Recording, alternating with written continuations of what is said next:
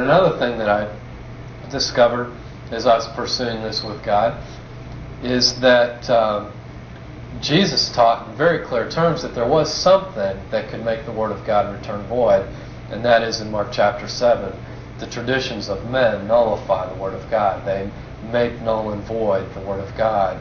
They rob it of its power. It emasculates the truth to walk in the traditions of men. And so as I panned back and looked at my existence and the God that I wanted to serve and His people as I wanted to serve them and contribute to God's work on earth, I saw that these were not innocent traditions. These were not innocent things that we were participating in. Well, what difference does it make? What harm could it do? Just like what harm could it do to have a king instead of Samuel? Well, the process of that one small change was rejecting God. What harm could it be to have an ox cart instead of the Poles and the Levites? What harm could it do? The traditions of men, the logical things that men grab after to accomplish God's purpose, end up nullifying the Word of God. And so, how we...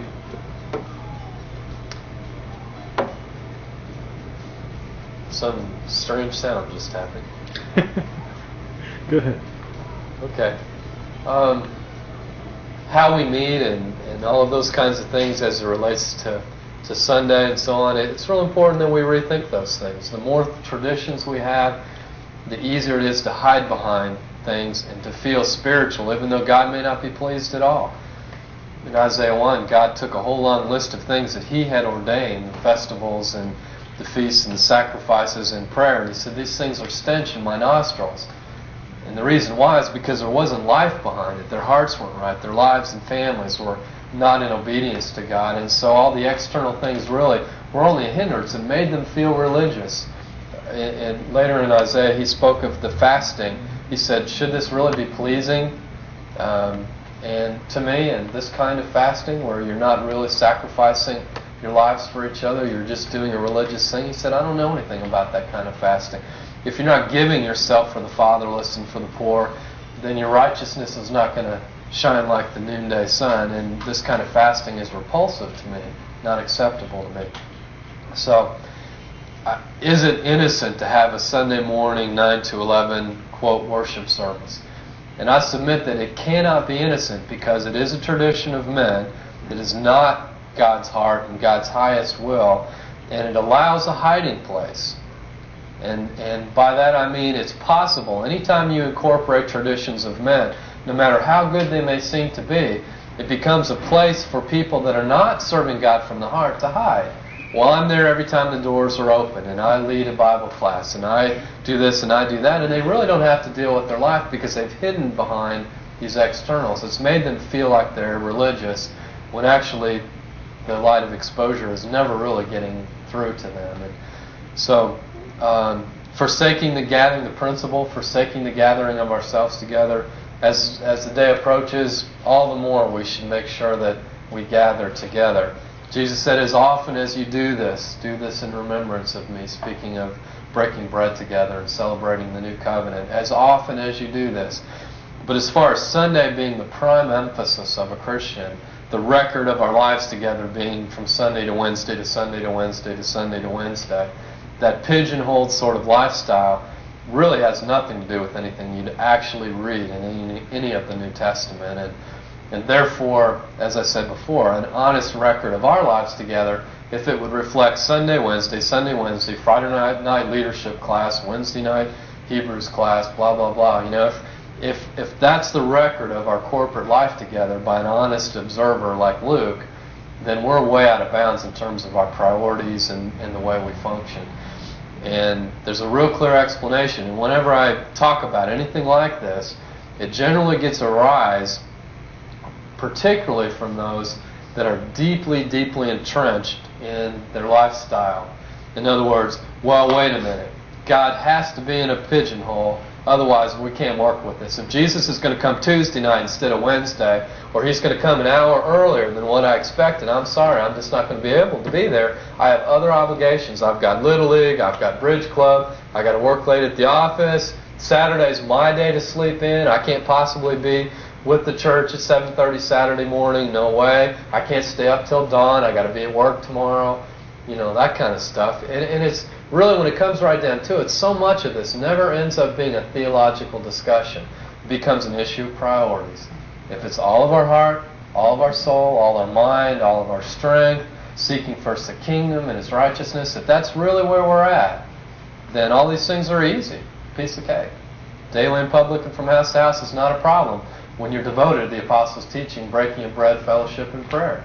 It's no problem if you're laying siege to those things, as the word implies. If that's our heart, if we're really believing Jesus and living in Jesus' Spirit, it's not hard. The family of God rises up, sit downs, and walks along the road together. And it's a life together. It's not an event to attend, when it's really the church that Jesus died for and is going to present to Himself as a bride. And, this, as far as meetings go, man, let's not forsake them. Let's not be in the habit of not being together. But you need to kind of wash Sunday out of the way, because that's a hiding place. I'm all for being together Sunday, Saturday, Friday, Tuesday, whenever God's calling us to be together. But as far as a ritual from 9 to 11, the Bible doesn't support that idea, that that's the way they function. And more importantly than that, that tradition of men nullifies the Word of God, and it allows there to be a continual churning of leaven and compromise and self-centeredness. It caters to a lifestyle. There's some historical statements about how it got to be from 9 to 11 that one man speaks of, about the beer drinking habits of Martin Luther became the way we have our Sunday morning services at a certain block of time that we cherish dearly now. It didn't used to be the way that it was by his historical documentation. And so, so much of what we've always done and we've accepted as normative, be it the Christmas holiday or Easter or religious services or the guy in the pulpit, all those things that we've accepted, just carte blanche, no matter what anybody tells us, hear no evil, see no evil, speak no evil. We just accept it all carte blanche as if that's the way it's always been, that's the way it always will be. Well, we'd have been good Catholics back in the 1200s too, if we're going to think that way. I mean, God has a heart and a mind and a purpose for His people. His revealed will is in His Word, and He's still alive and currently acting and thinking on behalf of His people. And there's a kind of Christianity that isn't based on events, circumstances, rituals, habits, and convenient things that fit into our idolistic lifestyle. So it's real important that we just chuck a lot of stuff and start over and really approach God honestly.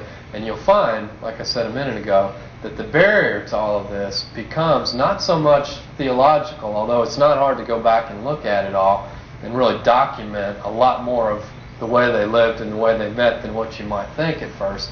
It's not all just stuff that's just, well, God just left it totally up in the air to do whatever we please, and He's going to be pleased with it because, we've done it in His name, supposedly.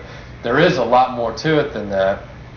And yet the real barriers aren't really theological barriers. The real barriers come down to issues of the heart, lifestyle preferences, and things that we really don't want to give up if you're just real honest about it. This is going to impinge on my lifestyle. This is going to affect my habits, my hobbies, my time, my money. It's going to affect my life to do something more than place God in one of those cubby holes of God, country, church, vocation. If it's really going to be all of our heart, soul, mind, and strength, it's going to just blast away at all those other things. And you need to be prepared for that.